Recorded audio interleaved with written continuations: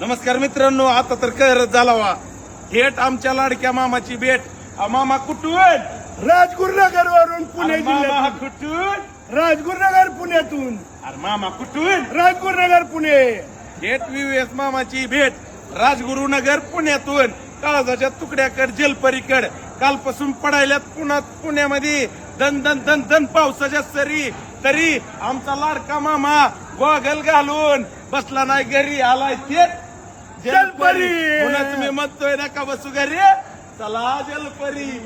खोटं. नाद नाही करायचा, खोटं. खोटं खोटं बोलायचं नाही, कॉपी करायची नाही. म्हणून तर मी म्हणतोय मामाची कॉपी होत नाही. मामा, खोटं शिटी, शिटी. बोलायचं नाही. शिट्टी.